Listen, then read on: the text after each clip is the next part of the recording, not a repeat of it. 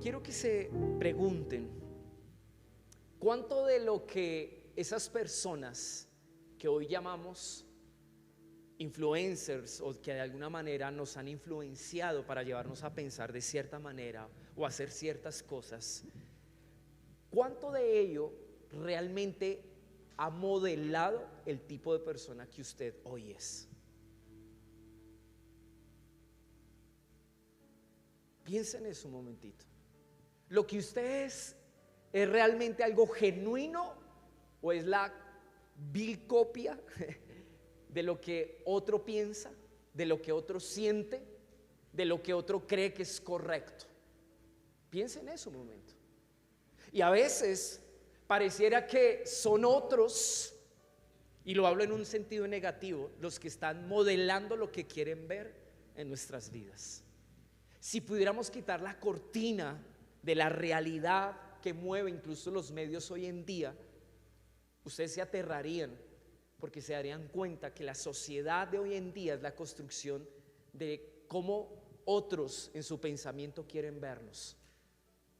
Y yo creo que en medio de eso hay que reflexionar, porque Dios quiere ser tu más grande influencer en tu vida. Amén. Y eso tiene un sentido. Y vaya conmigo a Isaías 64.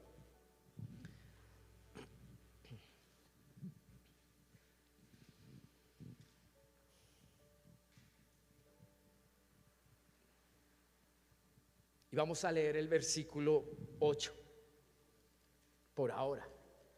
Isaías 64, Isaías 64, versículo 8. Yo creo que hay algunas Biblias que son parte de una versión distinta. Si la tienen, yo voy a leer esta. De pronto es diferente, pero si usted tiene otra, me dice y la leemos desde esa versión, ¿vale? Miren mi versión, que es la nueva Biblia de las Américas. Dice: ahora pues, Jehová, tú eres nuestro Padre, nosotros barro, y tú el que nos formaste. Así que obra de tus manos somos todos nosotros. ¿No les parece muy curioso que sea el versículo que ahorita usamos en el juego? Y eso tiene una intención, creo yo, de parte de Dios para nuestras vidas en esta tarde. No sé si hay una versión diferente, alguien que la quiera leer, que sea distinta de pronto a la que yo leí, y vamos complementando. No nos habíamos puesto de acuerdo. Sí, no. Les cuento, no habíamos ni siquiera hablado de que este era el verso que yo iba a compartirles en esta tarde. ¿Hay una versión distinta que podamos leer? ¿Cómo dice ahí? Con todo Dios no ha muerto. Oh, si tú rasgaras los cielos y bajaras haciendo estremecer con tu presencia las montañas, como el fuego inflama las ramas secas, como el fuego hace hervir el agua, para manifestar tu nombre a tus enemigos y hacer temblar a las naciones ante ti, realizando maravillas inesperadas, de las que nadie jamás había sabido, ni oído alguno oyó, ni ojo alguno vio jamás, fuera de ti un Dios que hiciera tanto con quien confía en él. ¿El 8 cómo dice, hija? 64:8, léelo. ¿No dije el 8? No. Ay, perdón, el 8. ¿Cómo dice? No te irrites sin medida, Señor, no recuerdes siempre nuestras culpas, pues mira tu pueblo, somos todos nosotros tus tantas ¿Es el 7? ¿En esa versión? Mira el 7, ¿cómo dice? y sin embargo, Señor, tú eres nuestro Padre, nosotros somos la arcilla y tú nuestro alfarero, todos somos obra de tus manos. Gracias. ¿Hay otra versión distinta?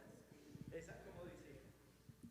Dice, y a pesar de todo, oh Señor, eres nuestro Padre, todos nosotros somos el barro y tú el alfarero, todos nosotros formados por tu mano. Wow, qué lindo este verso. De hecho, al estudiarlo, el Señor me permitió ver tantas cosas. La palabra Padre en la Biblia es una palabra muy importante. Y cada vez que se traduce, se usa una palabra que a mí me parece extraña porque yo nunca la había escuchado, y cuando la estudié me di cuenta qué es lo que Dios quiere revelar a través de su paternidad. La palabra padre, que es la palabra ab o aba en el hebreo, es la palabra arquetipo. Yo no sé si saben qué es un arquetipo. ¿No? Nunca habían escuchado esa palabra tan extraña, ¿sí o no? Y la palabra arquetipo tiene que ver con un diseño que marca una pauta, como algo que sirve de referencia para que todo lo que viene después de eso sea igual. Y la palabra padre en la Biblia tiene que ver con que en Dios está nuestro diseño, y su paternidad tiene que ver con colocarlo en cada uno de nosotros. Es más, la palabra Abba es la palabra antepasado o ancestro. También así traduce, como si nos llevara a pensar de dónde viene nuestro origen. Y cada vez que nosotros, a partir de ahora, pensemos en Dios como nuestro Padre, una de las cosas más importantes que tenemos que recordar es esta: en Él está nuestro diseño, en Él está la pauta de nuestra vida, el punto de referencia, el de dónde venimos para saber dónde encontrarnos. Amén. Creo que esto describe para mí lo que implica ser un influencer. Como es Dios, Él quiere que sean sus hijos. Como piensa Dios, Él desea que piensen sus hijos. Como hace Dios, Él desea que hagan sus hijos. Amén. Si usted en algún momento de su vida tal vez pasa por esa crisis normal de los años, donde uno dice, bueno, ¿y yo quién soy? ¿Para dónde voy? ¿Qué voy a hacer conmigo? Solo en nuestra relación con nuestro Padre vamos a encontrar esas respuestas. Por eso la inmensa necesidad de conocer a Dios como un papá. Amén. Y miren lo que dice el verso. Vamos a prestar atención a ciertas cosas que ese versículo tan chiquitito nos quieren mostrar o revelar acerca de Dios como nuestro papá. Quien está hablando es un profeta, que es Isaías, y Dios lo llevó a hablar un mensaje al pueblo de Israel en un tiempo que no fue sencillo. Es más, tengo que hablarles de esto porque mi primera pregunta cuando leí acerca de este versículo, cuando Isaías le dice a Dios, tú eres mi padre, tú eres nuestro papá, y nosotros hemos tomado forma en tus manos. ¿Qué circunstancia, qué momento fue el que le llevó a Isaías declarar esas palabras que estaban viviendo? Como para saber que esas palabras eran indispensables, eran necesarias, iban a beneficiar a todo el que la entendiera. El pueblo de Israel, yo no sé si ustedes saben, yo últimamente he hablado de esto solo para que usted conozca un poco de la historia de ellos. Cayeron en una cadencia espiritual y moral, en una degradación. Olvidaron a su Dios, lo dejaron sus palabras, se desviaron de Él, lo cambiaron por otras cosas. Y cuando eso sucedió, Dios permitió que ellos vivieran sus consecuencias, como hablábamos hace un mes atrás, ¿se acuerdan? Dios es un Dios justo, y Dios, aunque no te va a obligar a hacer lo que Él te llamó a hacer y lo que te habla para tu vida, y te da la oportunidad y la libertad, asimismo también te dirá, pero tú tienes que asumir las consecuencias de tus decisiones. En ese momento es que Israel, desde Babilonia, cautivos, siendo esclavos, porque habían de alguna manera en sus decisiones llegado a ese punto, Isaías ora al Señor y hace esta declaración. Él dice, y me gusta una versión, creo que fue la que leíste tú, Nicole, dice, hay una versión que dice, y a pesar de todos nuestros errores, a pesar, creo que la leyó Ángel, a pesar de todas nuestras fallas, a pesar de estar en este punto de fracaso y de ruina en la historia de nuestra vida, hoy recordamos que tú eres nuestro Padre y que tú eres quien nos formó. Desde ahí me empieza a ministrar el capítulo. ¿Por qué? Porque no lo está diciendo alguien que tal vez está en la casa de su padre, disfrutando de sus bendiciones y de pronto en una relación cercana diciendo: ay, sí, yo amo a papá Dios. No, lo está hablando un hombre en medio de una realidad que no es fácil ni sencilla. Entonces esto me deja ver algo, que en los momentos de mayor crisis, de mayor dificultad, en los momentos donde tal vez la hayamos embarrado peor, ahí es donde tenemos que recordar que tenemos un papá. Amén. Un padre de donde todos y cada uno de nosotros provenimos. Pero miren, y lo voy a leer en esta versión para que usted pueda, yo sé que no es su Biblia, pero hagamos el ejercicio para que no nos distraigamos y no nos perdamos. El verso 8 en la Nueva Traducción Viviente dice de esta manera: y a pesar de todo, oh Señor, eres nuestro Padre. ¿Quién es Dios? Nuestro Padre. Nosotros, ahora, miren esto que me parece increíble. Frente a la paternidad de Dios, ¿cuál es nuestro lugar? Eso es lo que está diciendo Isaías. Frente a cómo Dios se muestra como Padre, ¿dónde quedamos nosotros? Entonces, frente a su paternidad, ¿qué somos nosotros? ¿Qué dice ahí? ¿Qué dice el verso? ¿Qué somos? Nosotros somos el barro. Una de las cosas que Dios como Padre más quiere en tu vida es modelarte y es formarte.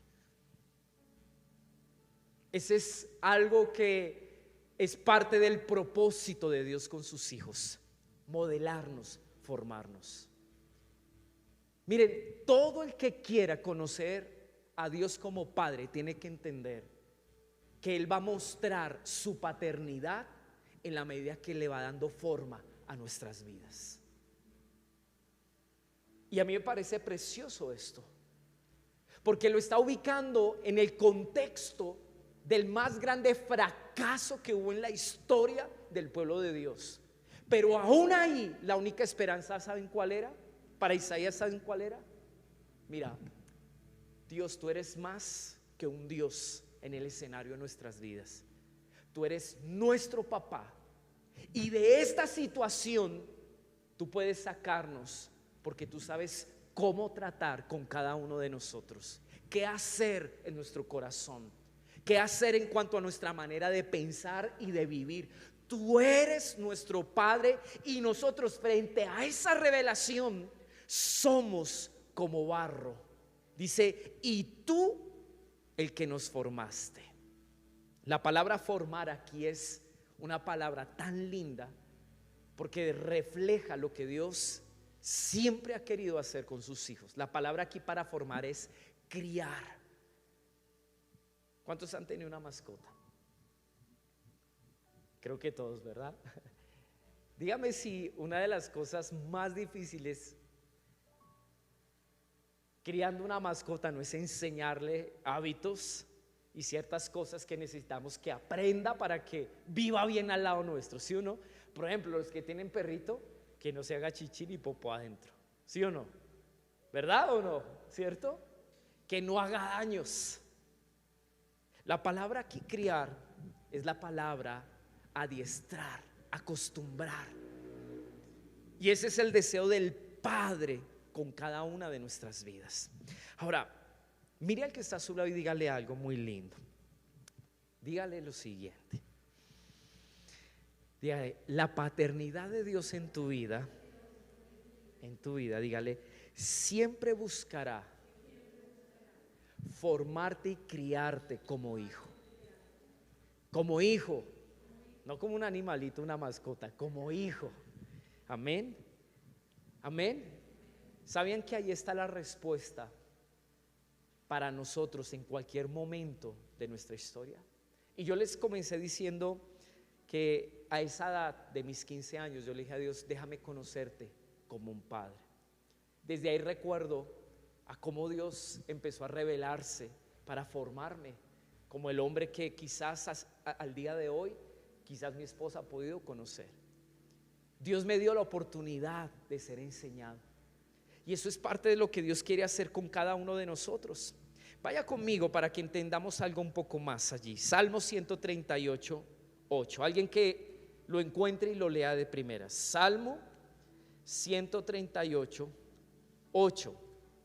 Y vamos a sumarle a lo que estamos aprendiendo algo más que tenemos que entender. Salmo 138, 8. ¿Quién lo tiene y quién puede leerlo? ¿Cómo dice allá?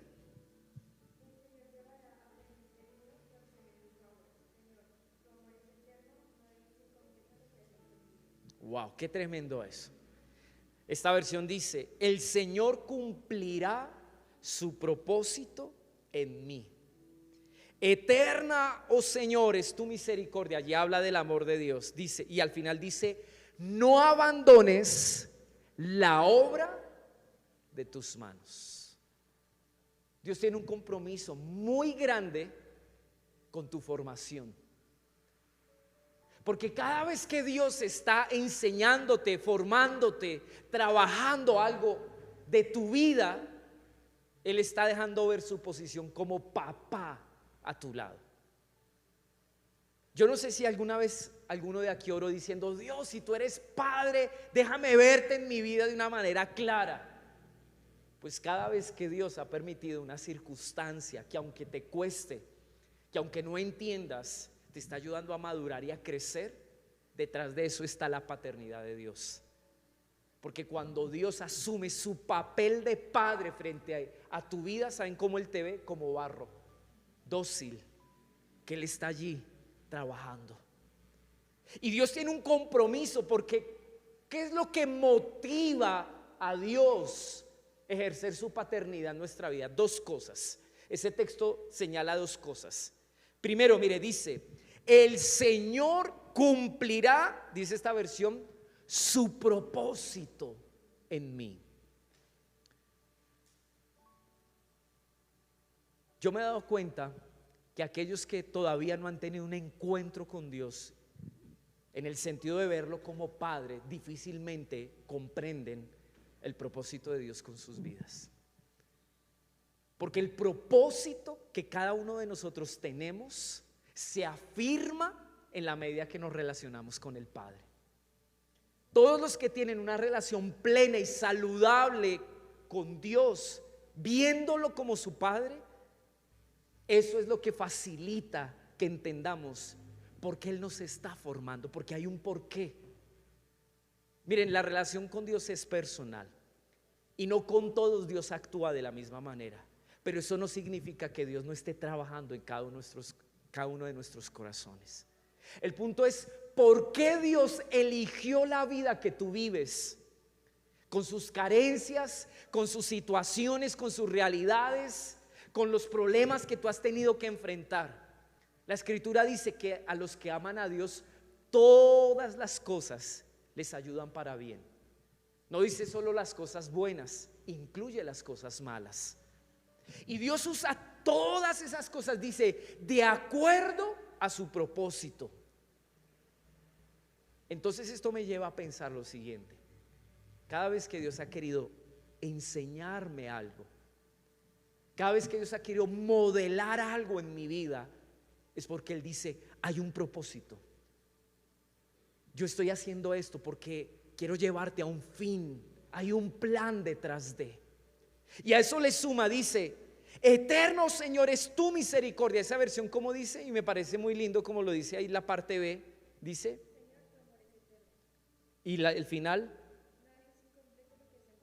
wow, es como si el amor de Dios fuera necesario para la obra que Él está haciendo. Entonces, hay dos cosas que mueven la paternidad de Dios. Primero, el propósito que Él quiere lograr en tu vida y el amor que te tiene. Por eso Dios nunca se detendrá en tu proceso de formación, nunca lo hará. Ahora, cuando yo uno esto a lo que Isaías dijo, yo creo que Isaías vio la condición del pueblo y dijo: bueno, Señor, ¿y ahora qué? nosotros fracasamos, pareciera que este es el final de nuestra historia. ¿Qué podría yo orar y dónde podría poner mi esperanza? Y yo creo que el Espíritu Santo le recuerda y le dice: no te olvides que este pueblo tiene un Padre y Dios no ha terminado la obra que comenzó en ellos. La Escritura dice que Dios completará la obra que comenzó en nuestras vidas y la completará con fidelidad. Amén. Entonces, siempre que usted vea a Dios tratar con usted, diga: wow, ahí está mi Padre, moviendo sus manos, formando mi vida, colocando su diseño. ¿Por qué Isaías usa la imagen de un alfarero? Yo no sé si usted alguna vez ha visto el arte de poder modelar. No sé cuántos trabajaron alguna vez en plastilina o alguien ha trabajado en arcilla aquí. ¿Sí? Algunos sí, otros no. Voy a contarles algo que seguramente no conocen. Un alfarero, cuando está formando una vasija, lo hace en una mesita que con el pie le da como vueltas, o sea, con eso la ayuda a girar. Y en la medida que ella va girando, el alfarero va metiendo sus dedos y va empezando a darle forma a ello. La empieza a tocar por ciertos lados para poder saber si el grosor que le está dando es el correcto. No sea que cuando termine la vasija y la lleve al horno para cocerla, y luego que se llene por los lados más delgaditos, se puede fracturar. Entonces, la obra de alfarería se toma más tiempo en la formación que en el producto final, que es poniéndolo en el horno. ¿Por qué? Porque el deseo del alfarero es que lo que él haga resista y cumpla la función para la que lo hizo. Cuando la palabra habla de Dios como Padre, es increíble que lo liga a esa figura de un alfarero que está dando forma. El objetivo de Dios es que tú no te rompas. El objetivo de Dios es que tú soportes y aguantes, que de acuerdo al propósito por el cual Él te creó, no solamente tú un día tengas la experiencia de decir: yo estoy haciendo algo para Dios, sino que tú puedas aguantar y vivirlo en plenitud. Ese es el deseo de Dios como papá en nuestras vidas. Amén. Entonces es increíble, y no perdamos de vista esto, cómo el propósito y el diseño de Dios están tan ligados a su paternidad en nosotros. Amén. ¿Tú ibas a decir algo? ¿Sí? ¿Ibas a leer ahí?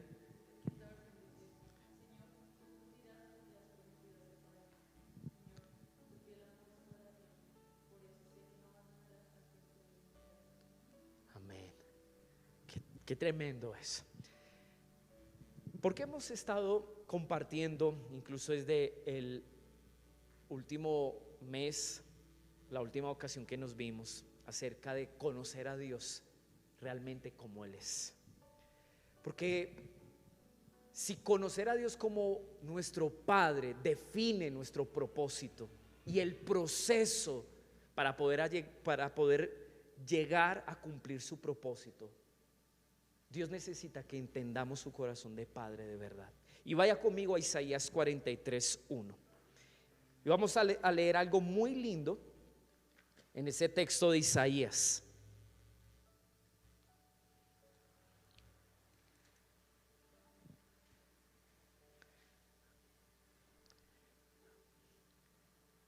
Cada vez que ustedes vean esta frase que vamos a leer en la Biblia, Dios está hablando de sí mismo como un papá.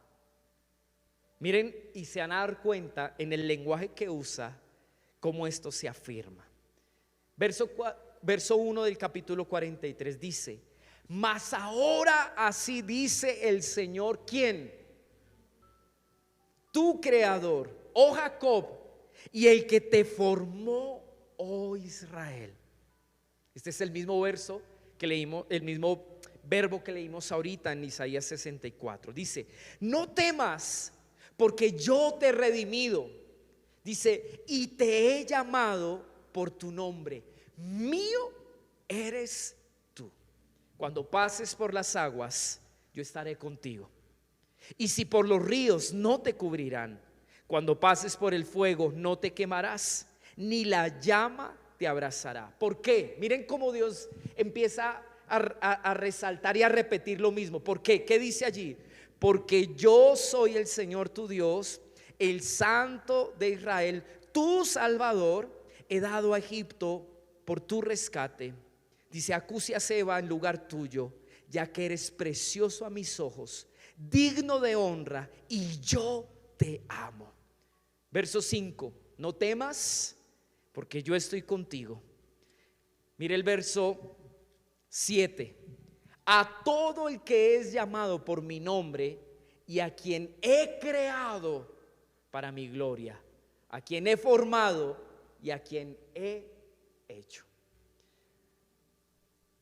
Esta es una palabra que Dios le da a su pueblo, a ese mismo pueblo del que hablaba Isaías más adelante.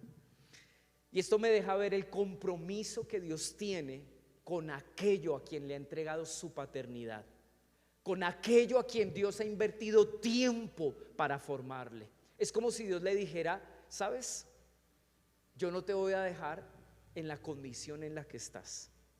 Yo voy a dar todo lo necesario, porque es que en lo que Dios invierte su tiempo y mete sus manos para trabajar, para modelar, para formar, en ello no solamente pone su amor, aquí dice, pone su nombre. ¿Saben que los hijos de Dios portan el nombre de Dios? ¿Saben qué significa eso? Que cada uno de nosotros manifestamos la grandeza, la autoridad, el carácter, la honra de Dios. Entonces, por lo que tú representas en Dios, Dios no nos va a dejar ni perdidos ni extraviados. Dios no va a permitir que nuestras vidas, amados, entren en una decadencia, porque nosotros portamos su nombre. Es como si Dios dijera: en cada uno de los que he trabajado yo he plasmado mi identidad, lo que yo soy. ¿Saben por qué Dios trabaja en un corazón? Porque cada vez que Dios te está trabajando, Él está plasmando su esencia en ti. Y por causa de eso, Dios hará lo necesario para que eso no se pierda. Cuando Isaías entendió esto, él dijo: wow, oh Dios, entiendo lo que implica tu paternidad. A veces nosotros, cuando decimos Padre, cuando nosotros nos referimos a Dios como nuestro papá, no entendemos muchas cosas. Y si hay algo importante que hay que entender, es que Dios no solamente hará todo por sus hijos, Él hará todo lo necesario para que sus hijos no pierdan lo que son en Él y lo que ha logrado en ellos. Eso es lo que está diciendo, y en parte es la conclusión de lo que allí dice. Y vayamos a otro texto. Mire lo que dice Efesios capítulo 2. Dígame amén cuando lo encuentren.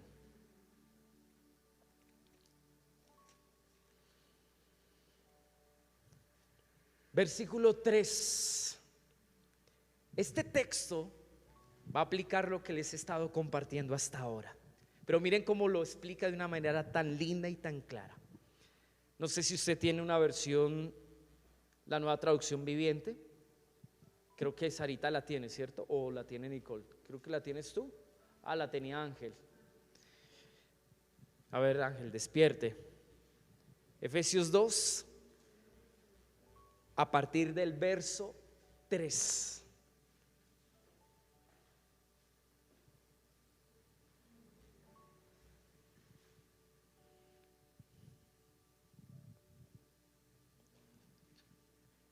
¿Lo tienes? ¿Alguien tiene más la Nueva Traducción Viviente? A ver, ¿qué dice Cami? Mira cómo dice, tan lindo. Sí, el 3. Miren cómo dice, presten atención. Todos vivíamos así en el pasado, siguiendo los deseos de nuestras pasiones y la inclinación de nuestra naturaleza pecaminosa. 1-3, perdón, 1-3. Espera a ver si es 1-3. Sí, 1-3. Mira cómo dice.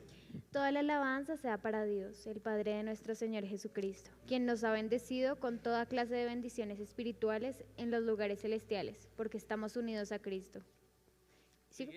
Incluso antes de haber hecho el mundo, Dios nos amó y nos eligió en Cristo, para que seamos santos e intachables a sus ojos. Dios decidió de antemano adoptarnos como miembros de su familia al acercarnos a sí mismo por medio de Jesucristo. Esto es preciosamente lo que Él quería hacer, y le dio gran gusto hacerlo, de manera que alabamos a Dios por la abundante gracia que derramó sobre nosotros, los que pertenecemos a su Hijo amado. Dios es tan rico en gracia y bondad que compró nuestra libertad con la sangre de su Hijo y perdonó nuestros pecados. Él desbordó su bondad sobre nosotros junto con toda la sabiduría y el entendimiento. Ahora Dios nos ha dado a conocer su misteriosa voluntad respecto a Cristo, la cual es llevar a cabo su propio buen plan. Y el plan es el siguiente: a su debido tiempo Dios reunirá todas las cosas y las pondrá debajo la autoridad de Cristo, todas las cosas que están en el cielo y también las que están en la tierra. Es más, dado que estamos unidos a Cristo, hemos recibido una herencia de parte de Dios, porque Él nos eligió de antemano y hace que todas las cosas resulten de acuerdo a su plan.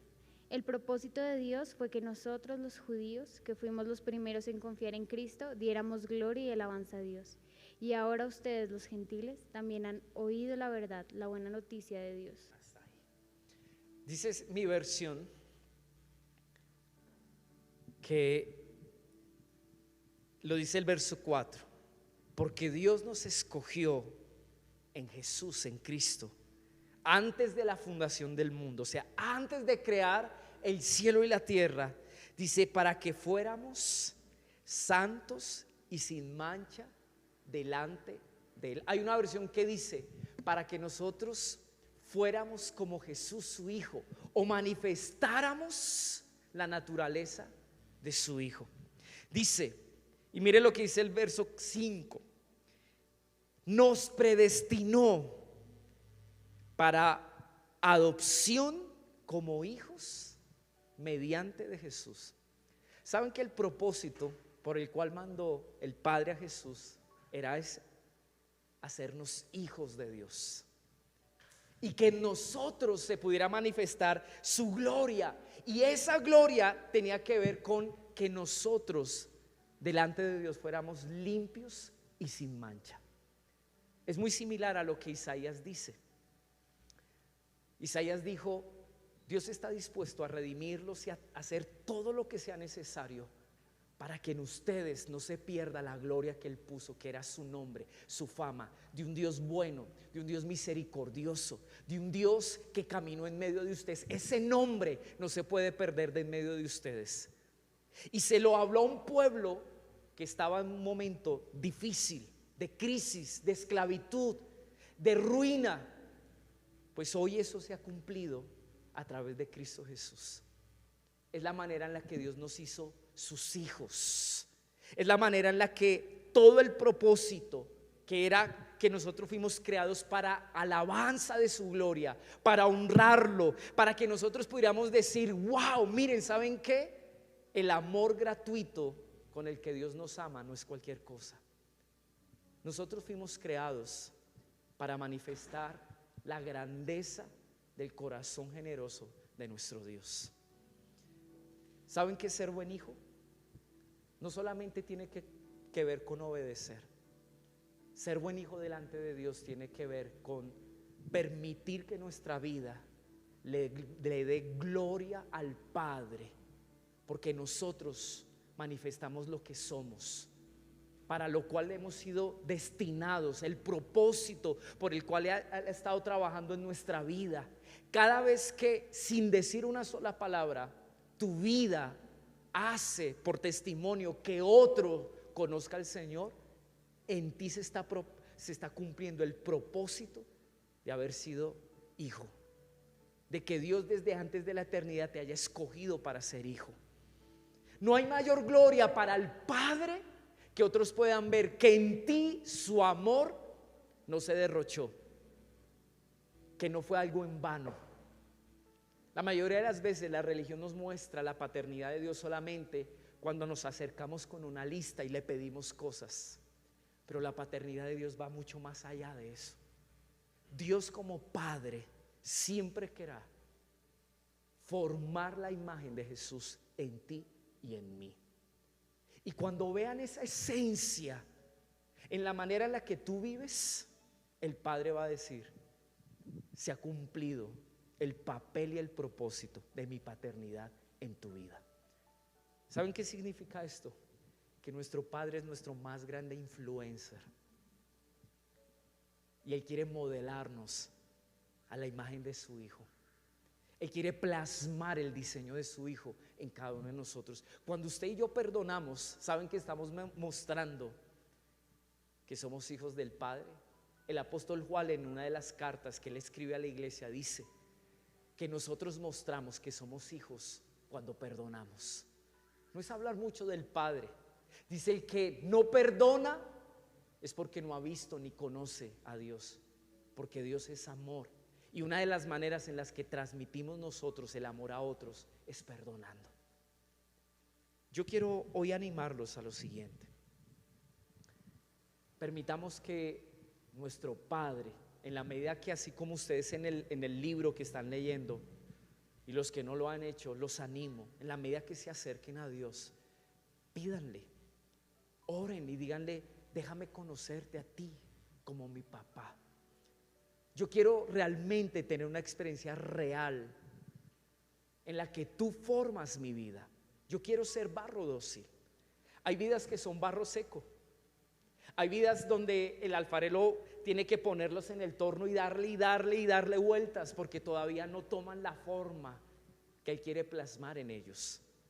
Hay muchos que necesitamos mucha agua, porque es la manera en la que se ablanda el barro. Pero le voy a decir algo: mientras usted y yo estemos en las manos del alfarero, siempre habrá oportunidad.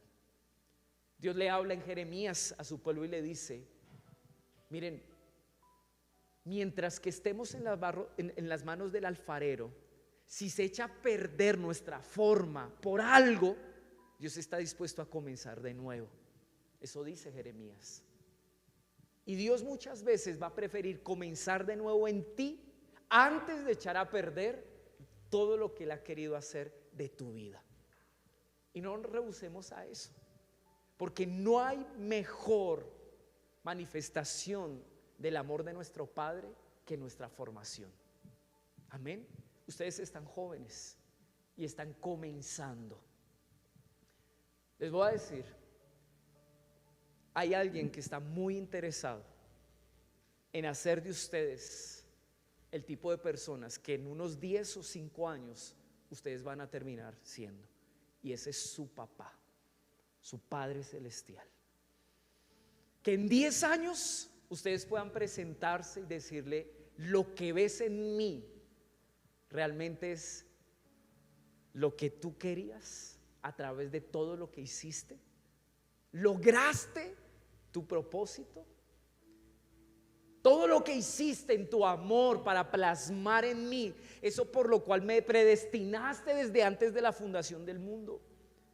Miren, antes de que tan siquiera usted viniera al vientre y a la panza de su mamá, en un momento eterno Dios dijo: Ángel, y pensó en cómo íbamos a hacer.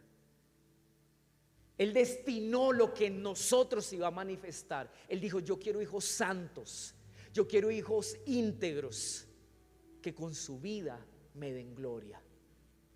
Ese es el propósito de los hijos de Dios. Ese es nuestro más grande éxito. Tal vez para nuestros padres terrenales, ¿cuál sería nuestro más grande éxito? ¿Un cartón universitario? ¿Un buen empleo? ¿Ganar dinero? ¿Tener propiedades? No lo sé. Ese es como el estándar de lo que un padre espera de sus hijos. Lo que más espera nuestro Padre Celestial de nosotros es que cuando nos vea a cada uno de nosotros después de su labor en nuestras vidas, diga: aquí hay uno más como Cristo. Aquí hay uno más como Jesús, que me da gloria, que me honra con su forma de ser y de actuar. Hoy quiero que aprendamos esto: cómo la paternidad de Dios se muestra hacia nuestras vidas. Amén, amén. No es que Dios no esté dispuesto a abrazarte, no es que Dios no esté dispuesto a consentirte, pero una de las cosas que más evidencia la paternidad de Dios es cómo Él trabaja en un corazón. Amén. ¿Lo entendimos? Allí cierre sus ojos, incline su cabeza. Padre, hoy junto con mis hermanos, mis amigos, mencionamos tu nombre. Tú eres nuestro Padre y nosotros barro en tus manos. Tú eres el que nos forma.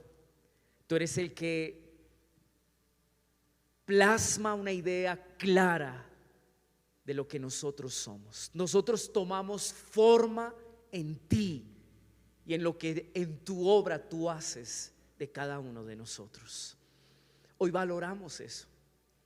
Hoy valoramos, Señor, los tiempos, las herramientas que has usado, aún las personas, lo que llamamos crisis. Hoy reconocemos que detrás de todo eso ha estado tu paternidad, queriéndonos ayudar a madurar, a crecer, a aprender. Tú has querido formar nuestras vidas, porque nos escogiste. Tú determinaste esto desde la eternidad, de que nosotros fuéramos tus hijos. Nos adoptaste como hijos, porque querías que tu Hijo, la imagen de Jesús, se manifestara en nosotros. Yo te pido en el nombre de Jesús que en este tiempo tú te reveles como un padre a la vida de cada uno de los chicos que están aquí. Que te podamos conocer como un papá que modela nuestras vidas. Jehová cumplirá su propósito en ustedes por el amor que les tiene y porque Él es su formador.